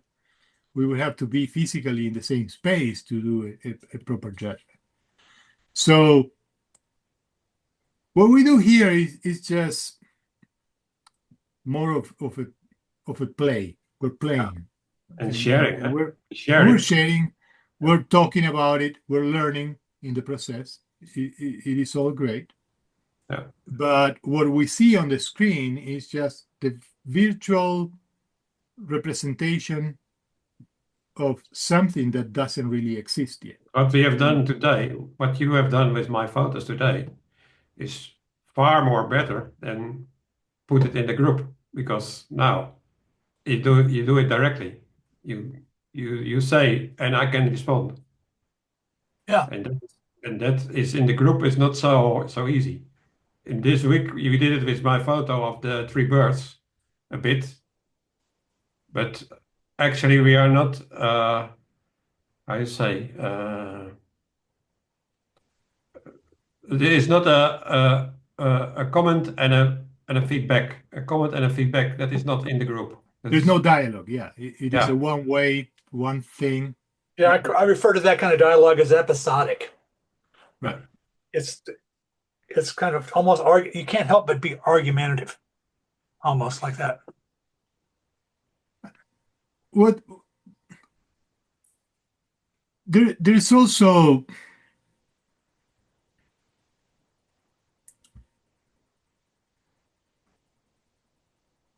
one of the things that I've been bringing up, or it kind of happened as a question. It leads me to frustration a lot. Sometimes I show an image and people go in a completely different direction. And then of course you cannot control what the viewer is going to see on your image. And then whether there is value or not on the photograph, the viewer decide. So in that regard, all critiques are valid.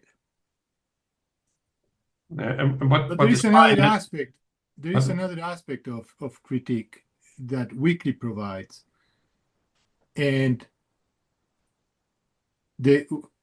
which is it is what I call artistic intention. I think Sky called artistic intent, whether that is valid or not.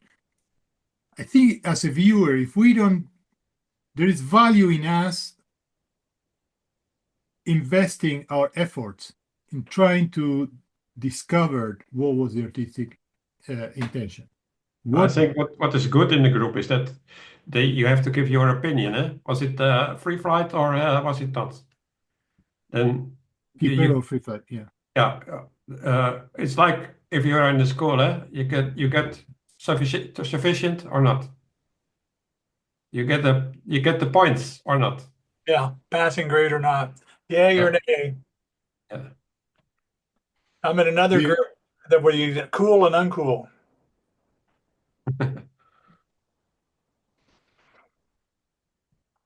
That also, yeah, they have a different approach, and that works too.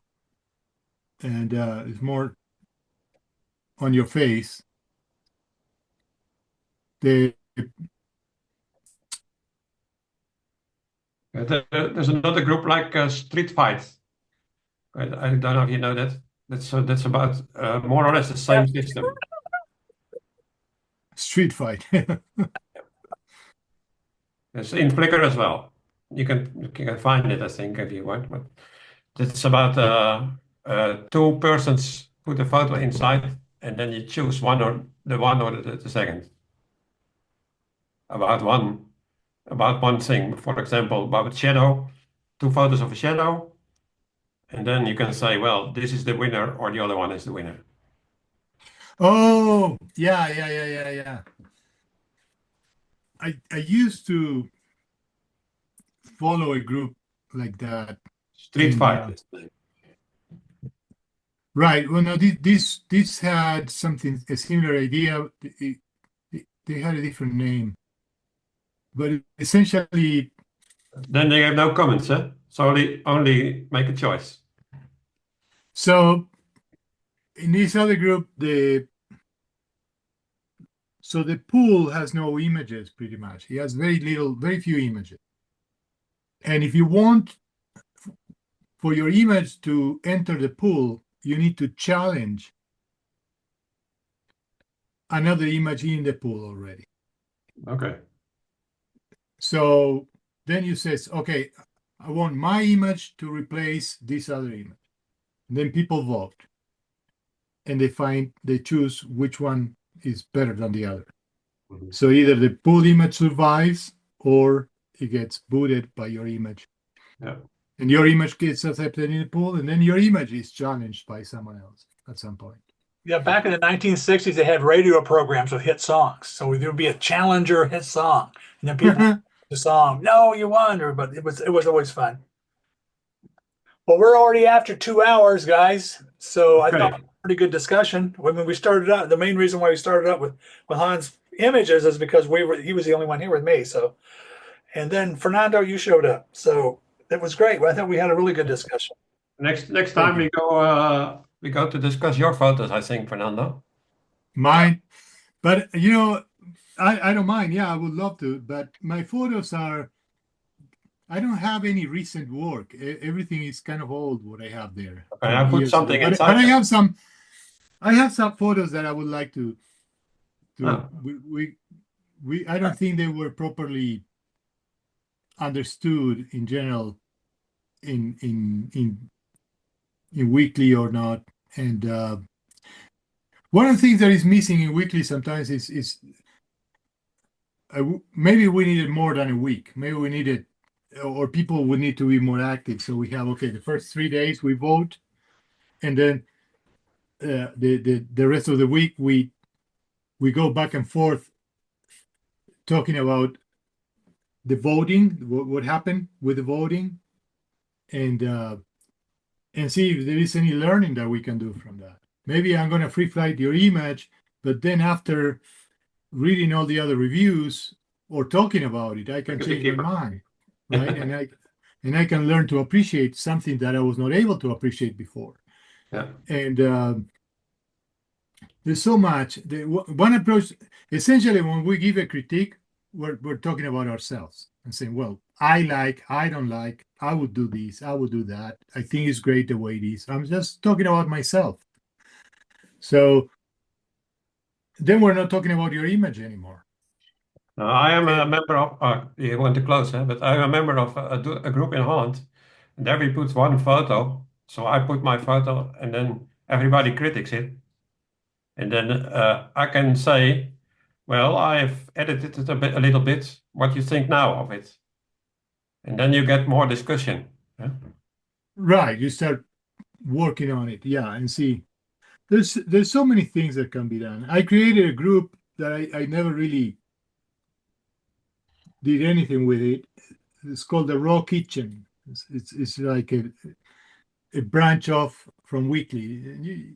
You can find it in Flickr. It's Weekly, the Raw Kitchen. And the idea behind Yeah. it was to offer a file, and then we have a week to do something with it, and then we can share results, Oh, yeah. and that could be as a game, as a challenge, or that could be like, hey guys, help me do. I like this For photo, but editing, I don't know what to do with it. Right? for Give me learning ideas. editing. Right. Yeah. And but then we're talking people putting signatures because they're afraid of the photos to be stolen and whatnot. It's like, who's gonna do that? You start dealing with copyright permissions and issues and whatnot. I'm like, I don't want to deal with any of that. Yeah, might be interesting to see if anybody's actually had any problem with that in the weekly. I bet not. Right. Yeah, and we had another group, the Icebox. Every now and then it would have something like everybody's supposed to submit a photo of someone else's style. So Oh, and then you would have to go out and take a photograph with that. That was kind of fun. It takes a little bit of work, but it was a fun thing to do. I don't know if we could get away with that with Flickr or not, but maybe as an offshoot of it or part of in a discussion, everybody shoots something in somebody else's style. But anyway, we're way past 2 hours, which is fine with me. And I will be back on next Sunday. There'll be a few times this year I won't be able to be available on Sunday, but I'll try to hand over login credentials to somebody else who would like to host it. So we'll figure that out as it comes to it. And I will post the video later, and I will also comment on about asking people what they think about if they would rather do it without the video. So, and you should see that soon. Okay. All right, guys. thank you. See ya. See you later. Bye.